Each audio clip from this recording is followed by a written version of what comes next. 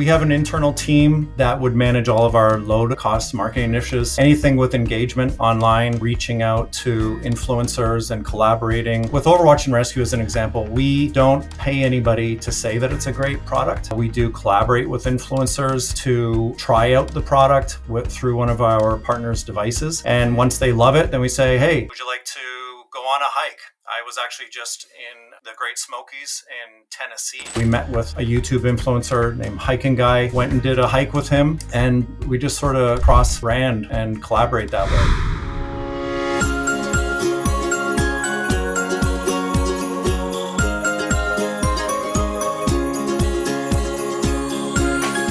way. In this episode, we're celebrating Christmas, which means we have presents for you. All you gotta do is comment below which one of the presents or gifts you want, and you have a chance to win. Stay tuned. Joining me today is Steven Anderson, CMO of FocusPoint International and ISB Global. They provide security and risk mitigation for large corporations and to the public. Some of their clients include Uber, Global Star, and Bullet. We're going to talk about number one, their marketing budget of $1.2 million per year and where that money goes. Number two, why in marketing it's so much more important to have street smarts rather than school smarts. Particularly, why having a grunt mentality is so important in marketing. And number three, we're going to try to figure out things like how much money they've raised, how much money they make per year, and also how much money does Steven make as a CMO. And every time he can't answer a question, I'm gonna take a shot of hot sauce and Steven is gonna unpack another present for you guys. So I suggest you open up the show notes right now or the description to see the timestamps of when he actually opens the gifts. And all you gotta do to win is type into the comments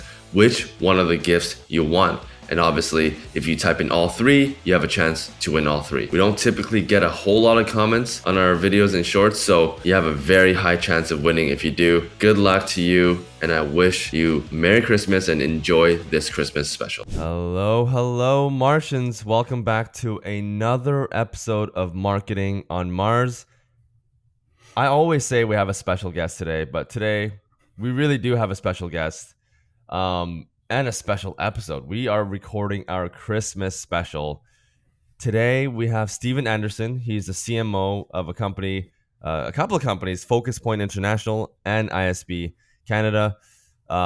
Basically, they work with security risk mitigation for large corporations and public companies. Some of their clients include Uber, and don't think I have to say any more than Uber. So they work with really large companies.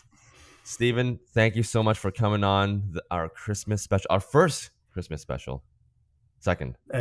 Yeah, thank you very much, Simon. I appreciate it. It was fantastic to meet your team before the episode. They did an incredible job connecting with me. Go figure, a marketing team working for Marketing on Mars, doing a fantastic job. So yeah, Siobhan originally reached out to me, and it's been a great experience so far. So I'm looking forward to this. Yeah, this is going to be fun. So, I mean, hot sauce aside, we're going to get into the hot sauce. Today's a Christmas special. I noticed you don't have anything Christmassy. Do you have anything prepared for us? I do. You did let me know that it was going to be a Christmas special. So what I did was I've got a couple stockings. And where the stockings usually get hung by a fireplace, right? And since it's hot sauce and I'm probably going to be on fire after I don't answer a couple questions, I went with the stockings. Okay, metaphorical. You're a very metaphorical dude. Okay, I love that. And you know the theme already. We always start the show with a shot of hot sauce, and as the show progresses, I want to ask tougher and tougher questions. I want to know all the secrets behind how you do marketing and how you do it well. Things you probably wouldn't share in public. And every single time you can't answer a question, we take another shot of hot sauce, you plead the fifth, and we move on with the interview. Sounds good.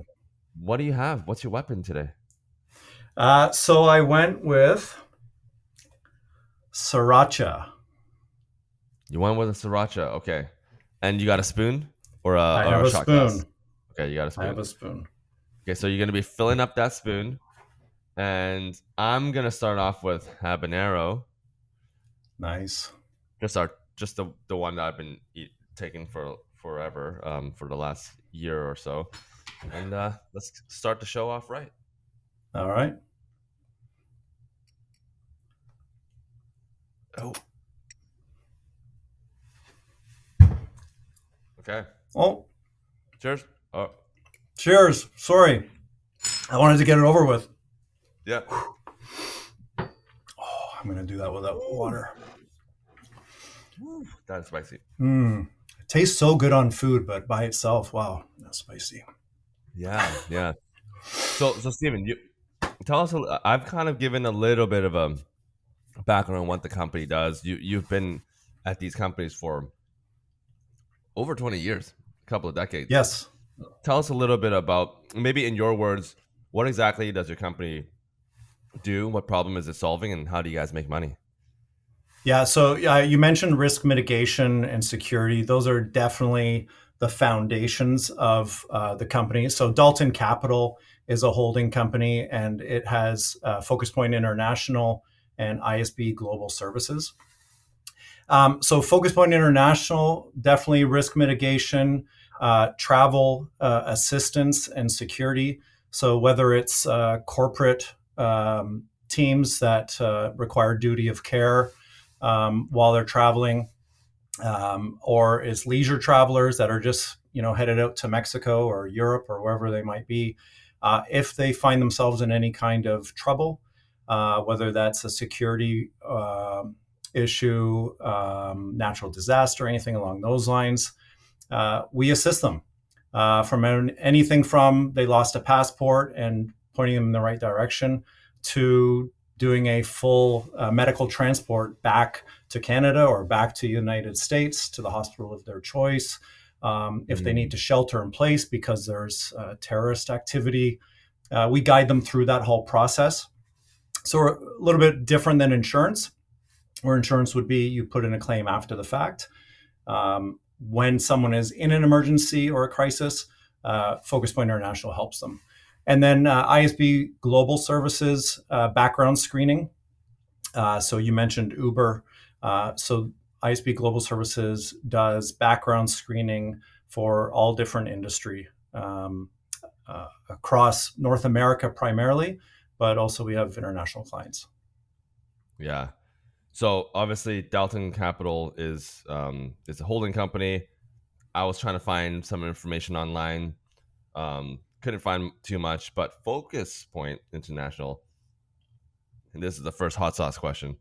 I've seen online that your revenues range between 100 million to, I've heard 300 million as well. Let's set the record straight for the first time. What is your guys' revenue figures roughly? Yeah, absolutely. I will not be telling you that. So, I want to ask you one. I want to ask you one thing, Simon. Actually, I want to propose something, because you did say it was a Christmas special. I came prepared. Here's my proposal. What do you have? I have gifts. I have 3 gifts. Wow. 3 gifts that if you love, I wrapped these myself, actually. I was kind of happy with it. So if you love your listeners and you let me not drink a hot sauce, you can take a gift instead that you can raffle out to your listeners. We don't have to do it for all of them, but I'm just going to put that out there if you'd consider it. I think that's a good idea. I think I still have to take the shot of hot sauce though. So I guess I'll be shooting by myself. But yeah, so why don't I? Okay, so that's a good idea. Since it's Christmas, let's try something different. I'll do the shot of hot sauce. Okay, so I'll stick with habanero.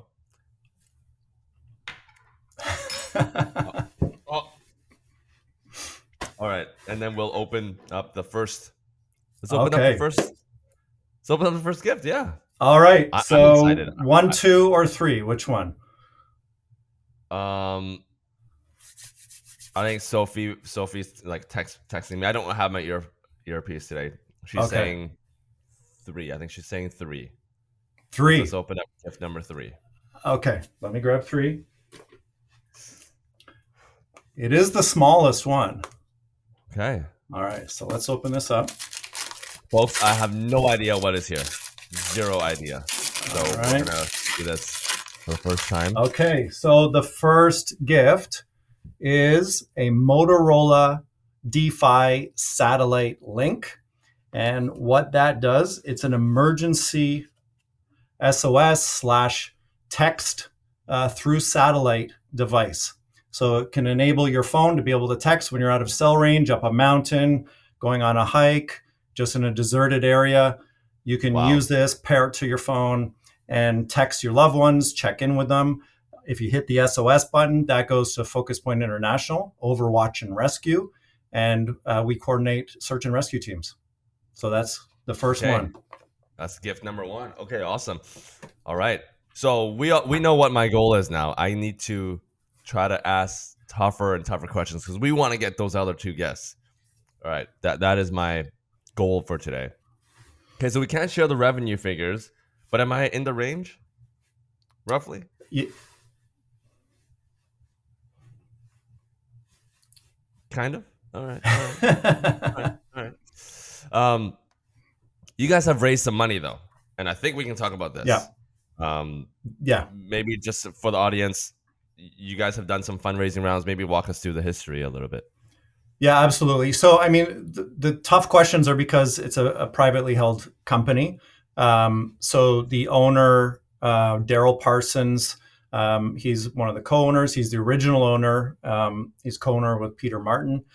So Daryl Parsons started the first company in 1986, which was one of them was sold last year. So it's a little difficult for me to talk publicly about the revenues. But I can't say that I think it was just a few months ago, time flies, but 20 million was raised. And there's some really big things coming. This year, 2023, has definitely been a planning year as travel makes a comeback after the pandemic. So we're loving that. Business and leisure travel are both making a comeback. So 2024 is going to be a really big year for us. Now, do you guys service customers all across the globe, or is it primarily in North America? All across the globe. All across the globe. Awesome. Yeah. So biggest investors was also one of my questions. I think you answered it already. Daryl Parsons and Peter Martin are the 2. Correct. Biggest investors. I'm not going to ask this one because I'm afraid of hot sauce. But let's talk a little. Let's dive a little bit into just the different businesses and how you guys do marketing, because obviously this is a marketing podcast. So you got FocusPoint International and you got ISB as well. Obviously they service different things. So maybe talk to us a little bit about your ICPs, like who you're trying to target for the FocusPoint side, and then on the ISB side, are they different ICPs or are they the same? So, I mean, with FocusPoint, depending on the product, because we work with both corporations and the public is our market as well. So a lot of account-based marketing for FocusPoint related to the duty of care products that they have. When we're talking more on the public side, so CAP, trip side assistance, which is the travel assistance, is basically like roadside assistance. But when you travel, if something goes wrong, you would contact CAP trip side assistance. And then we have Overwatch and Rescue, which is the emergency assistance subscription service. And so, yeah, that one is almost more of a product-led marketing initiative because the brand itself is out with partners that they utilize through their devices. So that's basically how we're targeting the market, the public market. For ISB Global Services, definitely account-based marketing, work with a lot of insurance companies and big corporations. Yeah. Okay. So essentially there's the B2C marketing channels and the B2B marketing channels. Let's dive into the B2B side Okay. first, and then we'll. So in terms of B2B, where would you say, like, what do you think are like the top 3 or 4 channels for the B2B side? So I'll just sort of merge them together. So I'm not talking about different ones every single time, if you're okay with that. Um, Yeah. trade shows and trade shows are a big one for the account base, because that's where we meet a lot of our existing clients, prospective clients. So we do a lot of work there. And then Okay. also with our partners. So we have a lot of partners that we're collaborating with, and we do a lot of cross marketing initiatives that way. And I mean, I love that. I think it's a really fantastic way to market. And yeah, I mean, we also do online. We do a lot of online ads and for the public side, but the primaries would be our trade and association and our partners. Okay. If you were to give us like a percentage breakdown, like what percent goes into the trade shows versus online ads versus the content online and the publications? Yeah. So I would say from the trade show side, we'd be at about a 20%. Online ads, we'd be another 20%. And then I'd break it into, I mean, we do a lot of inbound marketing with our content. Um, Yes. so I would put that at 30, and then the partnership associations at another 30. Did that equal 100? I think that was Yeah. around 100. Yeah. Yeah. Yeah. Yeah. Okay, cool. And if we were to lump it all, this is our second hot sauce question of the day. If we were to lump it all together, how much do you think you're spending on marketing on a monthly basis? We're at 100 plus, and that's going to. I'm looking forward to 24. I'll say that. 100,000, I assume. Yes. Okay. Okay. If it's 100 million, then we know how. Then Oh we know it's no, no. then it's a big company. Okay, so 100K. So that's roughly 1.2 million. If I were to extrapolate, um, yeah, Yeah, it won't work. It won't work to yeah, do the calculation of a ten it's hard. percent. Yeah, yeah. That's tough. I think you guys spend very little on marketing then, probably. Yeah, I mean, we do yeah, we do this year and last year because of our the travel market being down, but Yeah. that's why 2024 is going to be a completely different year. So definitely Oh, looking forward to it. We did a lot of low no is a term that I think I coined in our organization. A lot of low no marketing initiatives that kept our awareness out there during what's the low now? downtrend. Low to Explain no cost, low to no cost low to no marketing cost. Low initiatives. no. Yeah, Nice. yeah. What? Give us some examples of some low no marketing. So we have an internal team that would manage all of our low no cost marketing initiatives. So anything with engagement online, reaching out to influencers and collaborating. Mhm. We with Overwatch and Rescue as an example, we don't pay anybody to say that it's a great product. We do collaborate with influencers to try out the product through one of our partners' devices. And once they love it, then we say, hey, would you like to go on a hike? I was actually just in the Great Smokies in Tennessee. We met with a YouTube influencer named Hiking Guy, went and did a hike with him. And we just sort of cross brand and collaborate that way. So that would be considered a low to no cost. Um, and then all the social media engagement and a lot of content writing, quality and quantity, and making a lot of adjustments on our older blog content, and really targeting our SEO. Yeah, yeah. That's incredible. Is and if you know, because as marketers, we always have a couple of areas that we're really strong in. Um, is your is your superpower then in marketing related to content, or where would you say your superpower lies? Mine specifically, or the department? Yours, your as the I guess captain of the marketing ship. Yeah, so I think that so my superpower is being able to collaborate across multi channels and understand them all fairly in depth. Um, I can't do everything, of course. I have an incredible team that I work with and a lot of Yeah. great partners.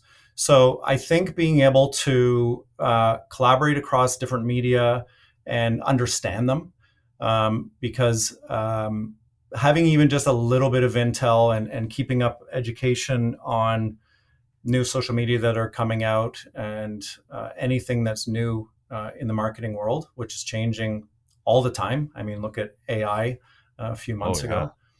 So, yeah, I mean, I don't know if you want to talk about AI at all in related to marketing. I was just gonna ask you. I mean, there's been so many changes. I mean, just last week, Sam Altman was supposed to be fired and then came back, and there's just so much going on just with one company alone.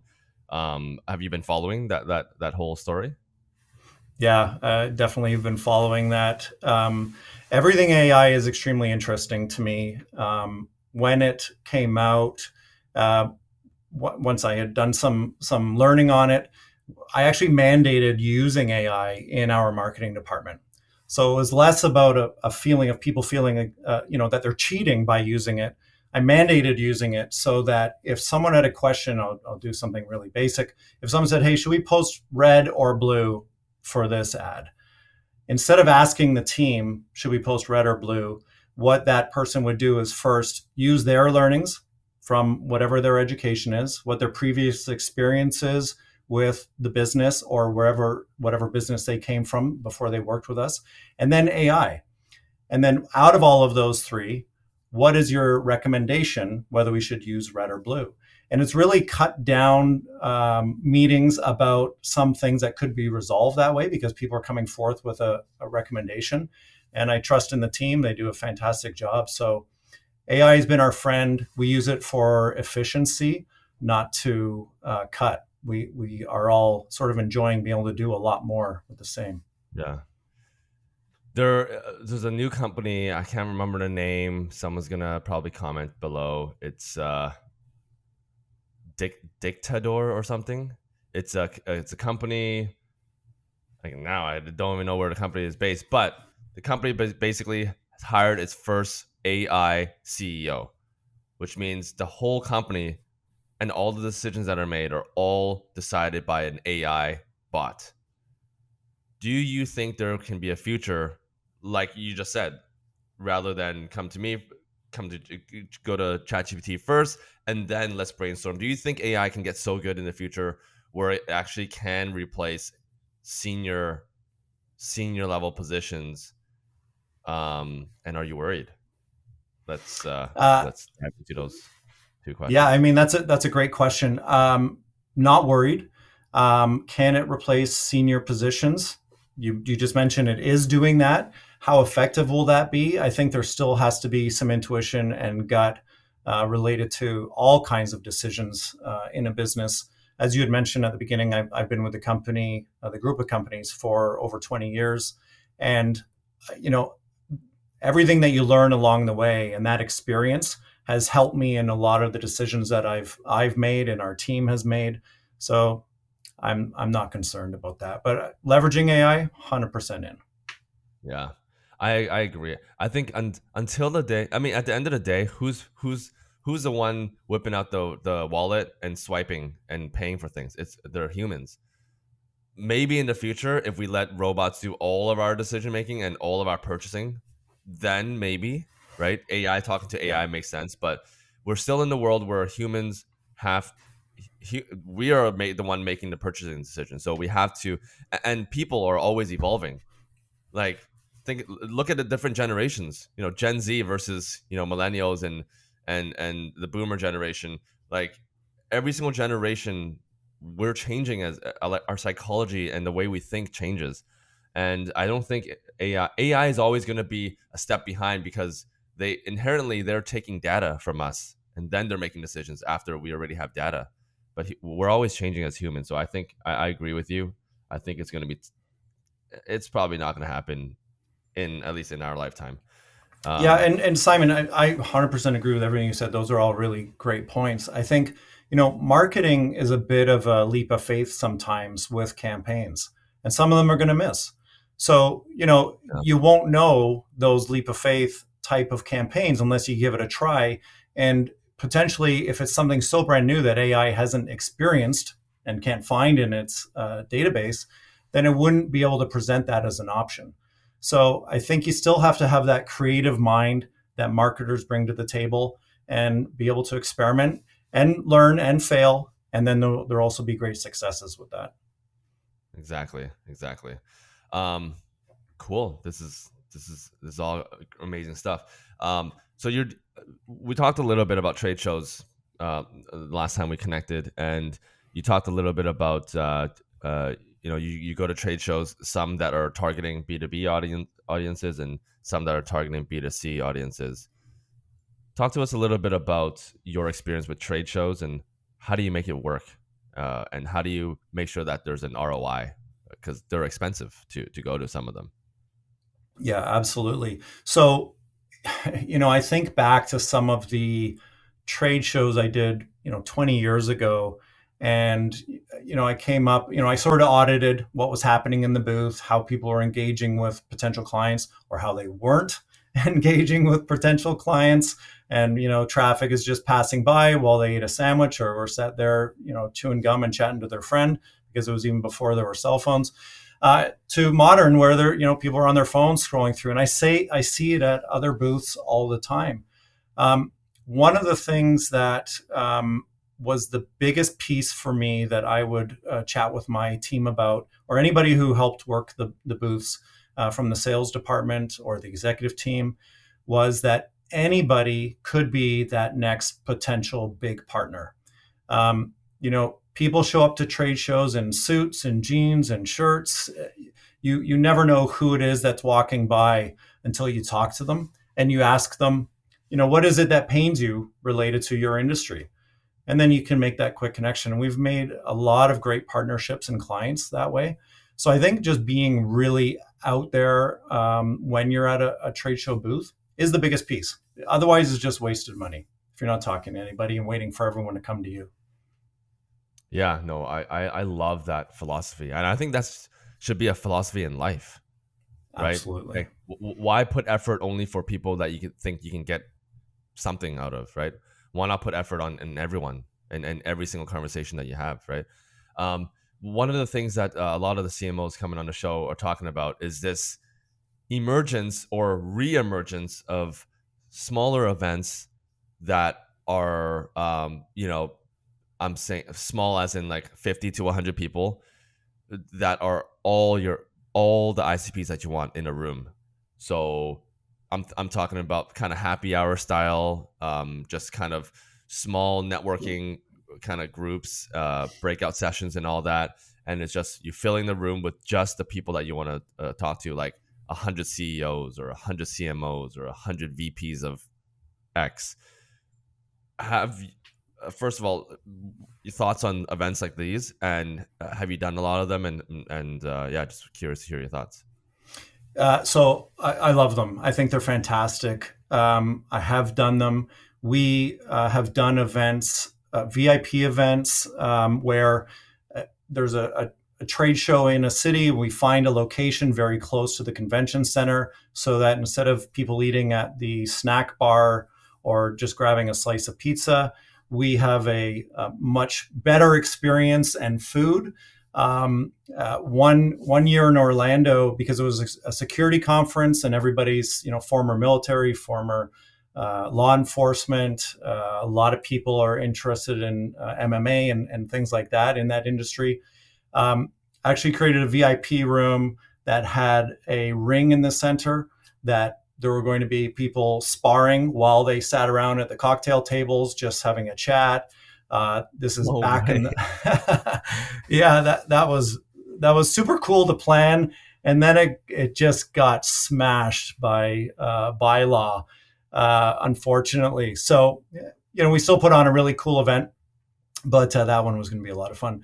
But yes, we've done a lot of those kinds of events for each of our industries, from travel to security, insurance. They work extremely well. I agree with that sentiment. Yeah, awesome. Yeah, I've been dabbling into the event space, as you can see on my LinkedIn, and just same thing. Just trying to come up with new, unique ideas like these. That is the whole purpose. You can bring 100 people, you can bring 1,000 people in a room, but if it's not a unique experience and it's not a fun experience, because everyone likes fun, and fun experiences are the ones that you always talk about. And if you can give people a memorable experience, then they're gonna be like, oh, that's where I met Steve. I remember I met Steven at that UFC sparring. It's unforgettable. It's an event that people will talk about for a while, but it takes effort. And effort is where people fall, especially with events. Everyone just goes with the same cookie cutter style, and that's where you're wasting money. Yeah, I agree. Just before 2019, when COVID hit, we did I think it was 60 by 60 booth, where we created a facade on the front to look like the Walking Dead, sort of dystopian kind of city. We had fully make-up zombies that were walking around. Our pre-campaign was "Don't be a zombie.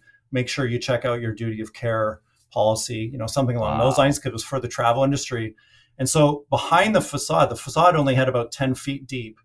And then when we spoke to some of our clients, or the ones that were invited as a VIP, when they went in past that facade and went through a doorway, it opened up into this really, really nice VIP area where we were meeting with people right on the show floor, but in the walls of our booth. Because there was nothing that we could book that was near the convention center. So we did it right on the trade show floor. That's incredible. That's so cool. I mean, look, I think I can nerd out with you about events forever. You ever watch the show Squid Games? Or Which one is it? Sorry. or the movie or show called Squid Games is a Korean Yes. show. Yes. Yeah. So you remember the game, the marble game, where you have 10 marbles and you have to try to win the marbles from other people. So I did a networking event with 55 founders in Toronto, and for an icebreaker, I gave everyone 10 marbles, and Oh, you had to wow. go around and try to win everyone's marbles. And the three founders that collected the most marbles, they could go in front of everyone and pitch their business in front of. There were VCs as well, 9 VCs in the room, so you can pitch your business and ask for the room, like whatever you're asking. And they also got to win a prize as well, which was That's probably brilliant. something from the That's sponsors. brilliant. I So love that. so like it's like fun things like that. I think it makes things memorable, and that's what you want, right? Like especially with like founders, C-suite, or VP, like with anyone, when you go to an event, there's an objective. You can't really sell outright, because if you just sell right, like if you're too direct, then that's not going to work. It's all about relationships and giving and taking and building friendships. I believe that's the secret too. That's how you win in events, is like creating these like friendships and like these moments with other people. Yeah, absolutely. Because the moments tie into emotion. And exactly to your point, people do say, "Aren't you the ones that had the zombies? Aren't you the zombie?" And then they just immediately, "Yeah, that's us." And then you get into a conversation. And that's years later sometimes. Yeah, yeah. Um, how so in terms of publications and associations, like which are some of the bigger ones that you're like working with right now? So we work with the Global Business Travel Association, GBTA. I'm actually on the Canadian Advisory Board. I have been now for, I believe it's 5 years. I'm also a liaison for the Risk Committee for the GBTA on the Canadian side. ASIS is a security association. What else do we have? The YPO is the Young Presidents Organization. So, and then a bunch of insurance associations and industries for ISB Global Services on that side. And they've been great for education as well as the networking. So we Yeah. really try and leverage everything that's offered. I've taken a lot of courses. So Peter Martin, one of the co-owners, is a member of the Young Presidents organization. And every once in a while, he's able to bring someone else in for the courses. So I've sat on courses with Neil Patel and great speakers like that on webinars, and just kept my learning going. And then I've also brought my team on calls. So we really like to extract as much value from associations as possible outside of just attending events. Yeah. Yeah. No, like, YPO is a good organization. I think it's like pretty expensive the membership fee is pretty expensive, and you have to make a minimum 5 million revenue, but should be fine because you guys are, doing well, about 100 million or something. Maybe. So YPO is a great organization. Yeah, it is. Yeah, just ignore everything else I said. Okay, that's good. So we talked about last time. You mentioned something very interesting, which I want to dive into a little bit. You mentioned something about having street smarts versus school smarts, and how marketing it's way more important to have street smart. Talk a little bit more about that. We couldn't really dive into it too much, but tell us a little bit about your thoughts behind that. Yeah. So, I mean, hiring over the years, which I've done a lot of for various industries with the companies that I've worked with, and what I find a lot of the times is that having an MBA in something doesn't always mean that someone's going to be a fantastic employee. So, I really look for someone who has that grunt mentality. I have it myself. I have no issue getting my hands dirty and doing whatever it takes to get something done. I'm not a fan of the "it's not my job" kind of mentality. If I'm walking through the office and there's garbage on the floor, I'm going to pick it up. I want everything about our brand, our company, our culture, our community to be outstanding. And I find that a lot of street smarts sort of override what someone's education might be sometimes. In marketing, maybe even more so, because everything is changing so quickly that I really want staff that have that grunt mentality, because they just want to learn, and they're eager to keep at it and keep improving and honing their skills. Yeah. I like what you said about just like that grunt mentality of nothing is off your plate. Like you can do anything as part of your role if you really think it is. And so much of that, how much of that is especially when you get to the manager plus manager, VP, director level, how much of it is just ego management, like self management of your own ego, that you're like, even when you get to that level, you can still do all the getting your hands dirty, because that is how you keep the pulse, like keep a real pulse on marketing, right? Because if you're hands off for too long and you're just like, this is not my responsibility, I'm not going to touch this, after a certain number of years, it compounds, and now you have no pulse on marketing anymore because you've never been hands on. How much, like, have you seen that over the years? It's just like ego management, like self management of ego. Oh, absolutely. And, we talked earlier about what my superpower would be. And I said, being able to, collaborate across various media.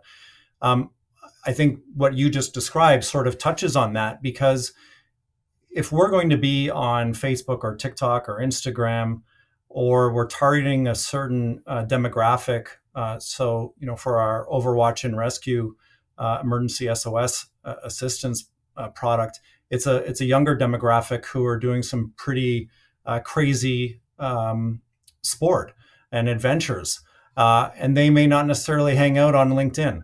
So I personally, if I don't have a need to do it in my hours at work, I often include it with my personal time. So I'm a hobby artist. That's what these paintings on the back here are. So I'll get on as a hobby artist onto different media and I'll sort of find out about them. So when TikTok was something that we were starting to consider, I started using TikTok personally so I could have a better understanding of it.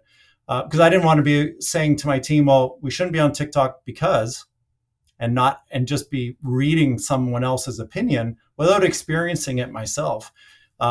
Discord, not everybody even knows that Discord or other kinds of Discords are available. So I got involved on Discord and started chatting in different groups, interest groups and such. So I think really learning all the time, and to your point, never having that ego approach of now that isn't my job and I'm only thinking next step forward, I think is a wonderful way to look at things. And I think another piece of ego is like, and this is what a lot of people will say when they get a lot of experience, is this is not how we've done it before. Thinking that all the experience that you've had before is the right experience because you've seen some success, for example. But marketing in its core is it's always changing. It's changing every 6 to 12 months. You can't say that what has worked in 2 months. And that's why we've had a lot of great guests on the show. You being one of them, I can feel from this episode so far and 40 minutes in. Oh, thank you. The best marketers are always the one that are the most curious and not accepting the status quo, whatever happened before, as there's no black and white. It's just always evolving, and knowing that and always being curious is so important in marketing. Yeah, 100% agree. And watching the competitors and then thinking because they did something, we've got to do something. I've often had things sent to me and that a competitor is doing. I'm like, forget that shit. Let's do what we were focusing on and where we want to go instead of just tailing in behind. I love the picture of Michael Phelps swimming in the race, and I don't remember the other guy's name, which is probably part of the story. I don't even know his name, but he was looking at Michael Phelps ahead of him. So instead of focusing on his own lane, he was looking at Michael Phelps focused on his own lane. So I like to focus on our own lane. Of course, we want to do competitive intelligence and see what else is being done, but not copycatting. Yeah. Sophie just texted me. We haven't done a hot sauce question in a while, so I'm gonna ask you a hot sauce question. Okay. If you were to work for any one of your competitors, your favorite competitors, if you were to leave your company and work for one of your competitors, who would you choose to work for? So that's an easy answer because it's hot sauce. And I'm going to have the hot sauce, and I'll tell you what, and I'll do one of the gifts as well. I'll do hot sauce and a gift. Okay. Wow. Okay. Yeah? Let's do the hot sauce. Oh, wow. Okay. All right. Hold on one second. Oh, shoot. Did you spill? I just literally poured half the spoon. I wish Sophie was here to eat half of this. Okay. Okay. Here we go.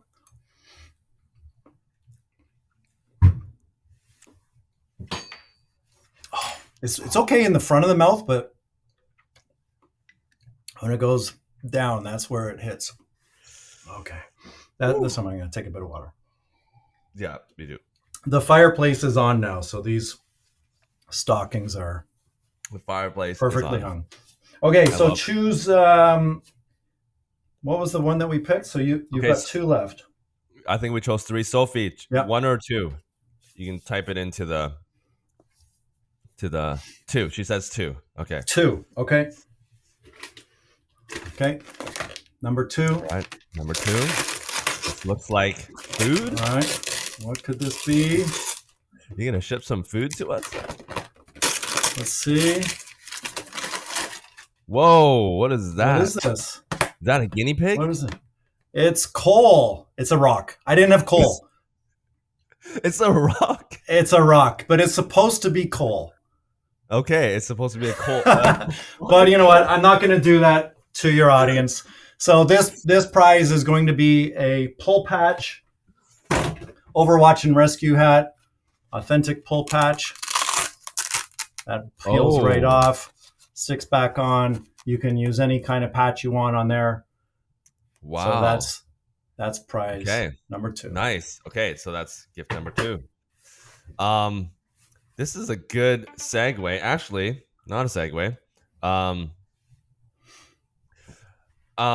Okay. I wanted to ask about you mentioned Uber. We mentioned Uber as one of your biggest customers or clients.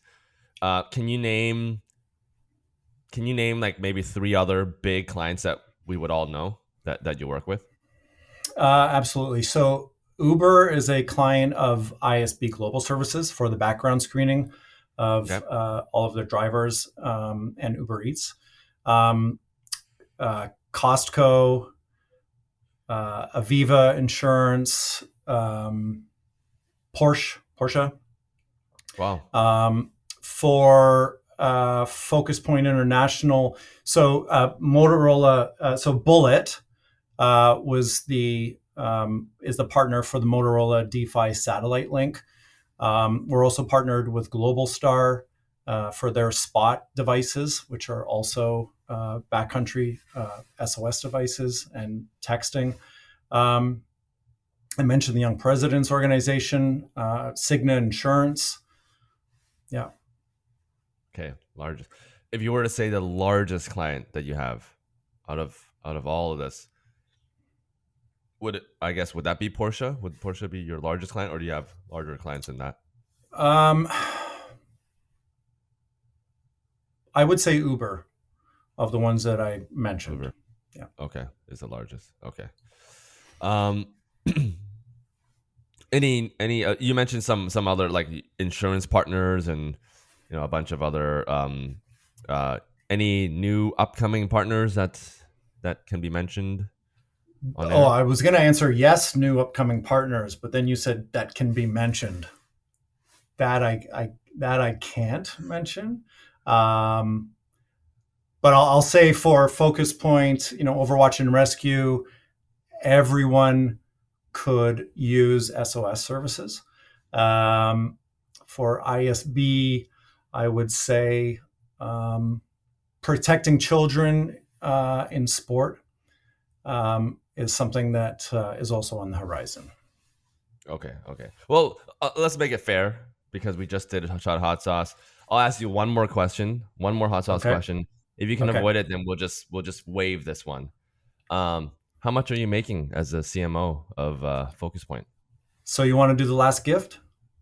Oh, I would love to. I would love nothing more. Okay. I'll also do hot sauce. All right, let's do this. I'm going to do a little less this time. We're going crazy there. That last one really hurt. So I'm going to go a little less this time. Cheers. Merry Christmas. Cheers. Merry Christmas. No, this has been really fun so far. We should do this gift thing more often, Sophie. I think that would be really cool. All right. I guess there's only one gift left. There is. Number 1. Let's open it up. Okay. So. Ooh. All right. Is it a pillow? So it is one of the paintings. Drawing. Yeah, it's one of the original paintings that I did. So it's an acrylic painting on canvas. On the back, I don't know if you can see that or not, but I write down the kilometers that it takes me to paint this. Because while I paint, I ride my stationary bike so that I kill 2 birds with 1 stone. I'm doing cardio and painting. Yeah. You're telling me you painted that while riding your bike? All of these ones, actually. Actually, the ones over here are by my daughters, but all of these ones I did riding my bike.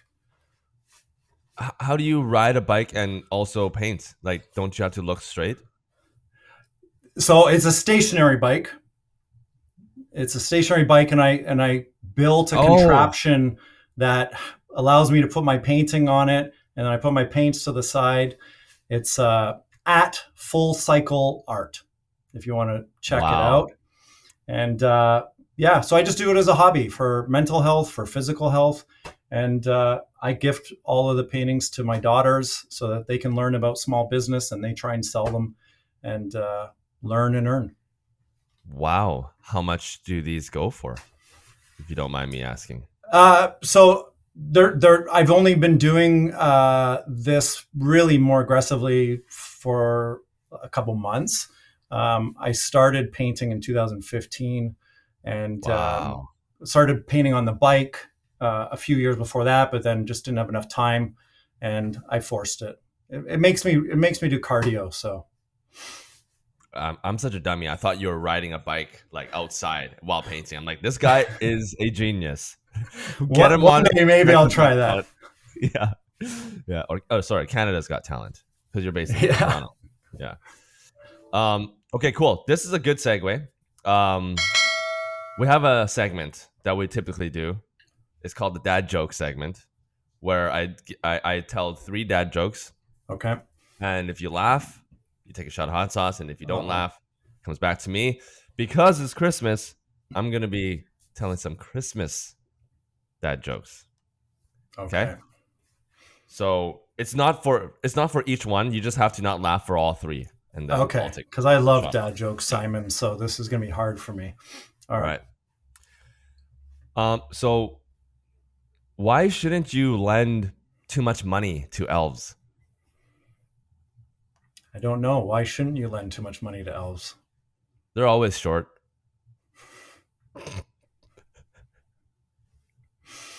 Mm-hmm. Sophie, was that a laugh? You That's tell a me. smirk. You tell me. She said no. Okay. No. Oh, good. All right. Okay. She's on your side. Apparently, she's on your side. Okay. All right. Why shouldn't you trust snowmen? I don't know why you wouldn't trust snowmen. Because they're always up to snow good. Okay. Yeah. Is this? That's not a laugh either. That's still a big smirk. Come on, Sophie. That was a laugh. All right, let's do this. Oh dear. I still want to hear the third though. Yeah. If you cannot laugh for this one, then we'll both do it together. We'll both do this one together. All right. All right.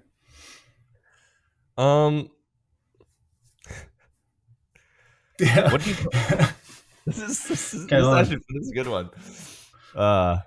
What do you call Santa when he's on lunch break? I don't know. A Santa pause. Wow, you didn't laugh on that one. I totally laughed on that one.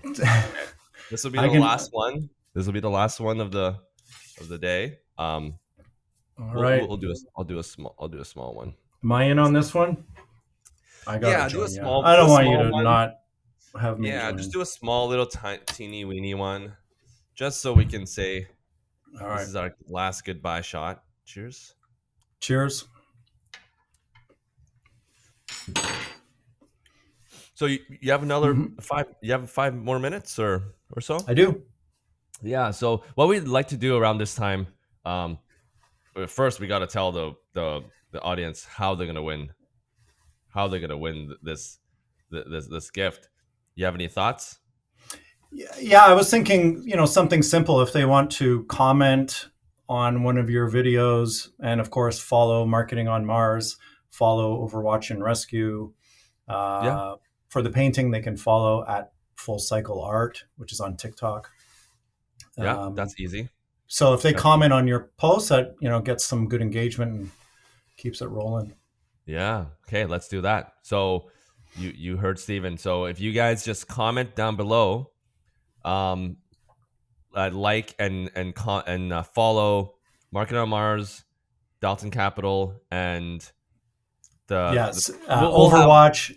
Overwatch and Rescue, and ISB Global Services.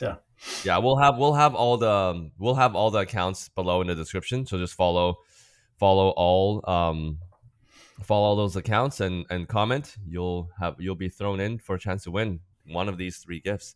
What we typically like to do around this time, like guests that have made it 50 minutes, obviously they're interested in your story. We typically want to learn about your past a little bit. So okay. What was it like growing up? And obviously you have now 20 years plus at Dalton Capital and FocusPoint, was the goal always to be a CMO, or like what were some of your dreams growing up, and I guess, like, did you have a lot of mentors growing up that kind of guided you along the way as well? So in my younger years, art has always been a part of my life. And when I went through high school and I was, aiming into the direction of going into something artistic related, I had a teacher in my final really important year, marks wise, to get into university and college, that did not like my artwork. So I got really horrible marks. Because it's subjective. And that was a really big turnoff for me, and definitely a changing point in my life that I didn't go that route. I definitely went into more the customer service, client excellence type of industries, into the hotels. That's part of why I travel. So that's why I do art as a hobby. But being in marketing, the creativity side of it is always there from an artistic point of view. So art is in my life, art is in my career. And so I'm really lucky that way. Growing up, incredible mom and dad, really supportive. One of the things, because I say to my kids, I joke with them, but if I wash the dishes and my dad saw something still on one of the pots, I would have to wash all of the dishes again. So you don't want to do that. And I wanted to go outside and play or go hang with my friends. So I made really sure that I did a great job the first time around. And my attention to detail, I think, is sort of thanks to that. And I told my dad that years ago. I hated it at the time. And, I didn't like him at the time when I had to redo a whole batch of dishes.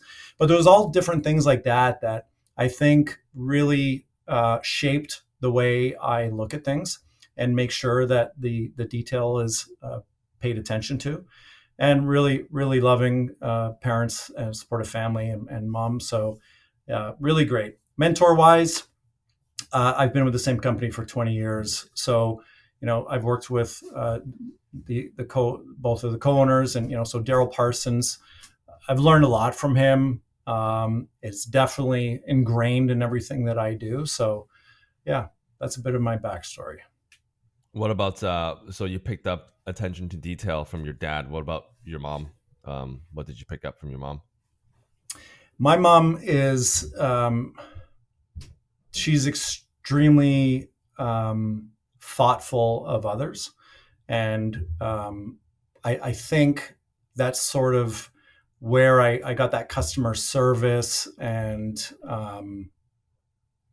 I was talking about it with my family the other night. When I pass someone on the street, on the sidewalk, when we're walking the dogs or something, I say, "Hi, how's your evening?" Every single person. And it's just sort of including people. I think if I'm at a get together and I feel like someone is sort of a bit left out, or they don't know anybody, I'll go talk to them. And that works well in a networking environment for business.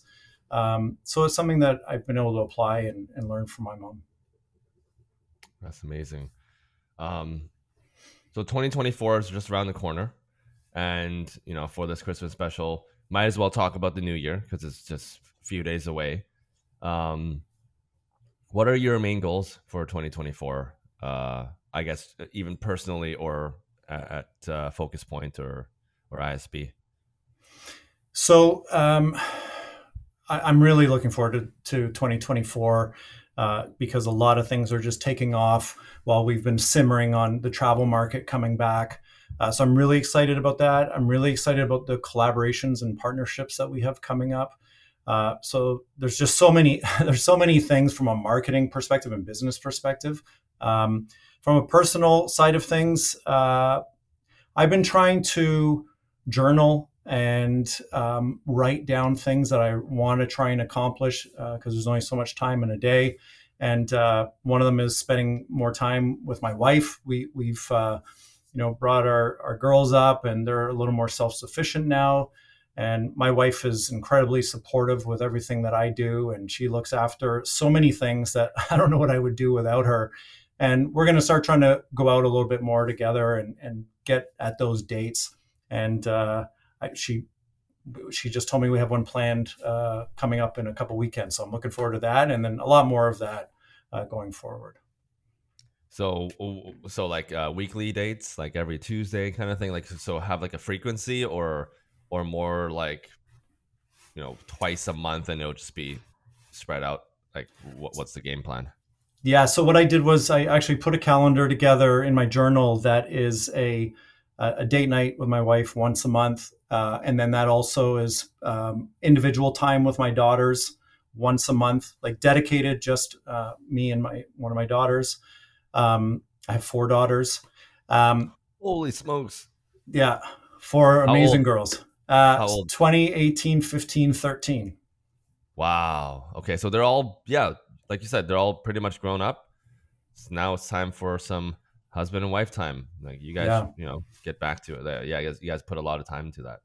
Wow. But another one I put on the calendar, Simon, was a coffee with a friend or an acquaintance once a month, just to get out and chat, outside of work and just whatever the topic is, and see where it goes, and see if that leads into anything from a personal networking perspective or business perspective.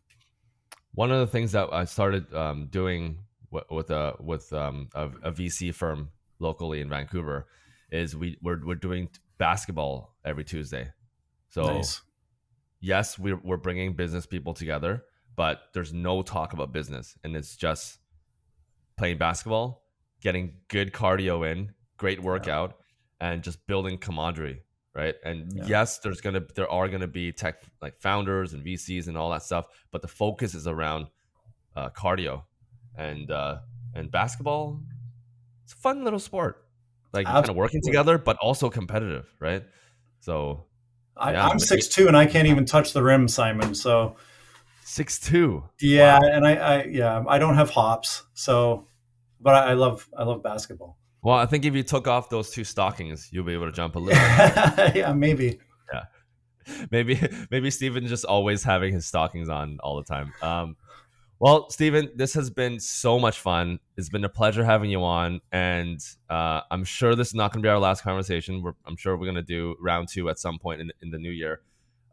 Before we jump out, just what's the best place? I know you kind of mentioned some of the social media handles, which we will follow, and we'll put in the descriptions. How can people follow along your journey, your professional or personal journey? What's the best way? Yeah, so there's a ton of Steven Andersons if you were to search me on LinkedIn. So the best way would be to go to one of our company sites. So FocusPoint International, I'm listed there. ISB Global Services, I'm also listed there. And if you Google FocusPoint International, Overwatch X Rescue, or ISB Global Services, we're typically the top results there. And you'll find all of our social handles and information about the company. And if there's an interesting networking opportunity or something that anyone wants to talk to me about, reach out. I'd love it. Awesome. Well, Steven, it's been awesome, and we'll see you in the new year. Thank you very much, Simon. Really enjoyed it. So I hope you liked that episode. Rather than sitting here and telling you to hit that subscribe button or smash the like button, I'll say this instead. Send me a screenshot if you actually liked one of our episodes or you subscribe to our channel, and I'll take the next hot sauce shot with your name on it. Even better, you can come on the show, ask questions, and take hot sauce shots together with the next CEO, CMO, or founder that comes on the show. I hope that you've learned a few things or two listening to some of our episodes. We post every Friday. And finally, if you have any feedback or ways that I can improve the show, let me know. Thanks. See you on the next one.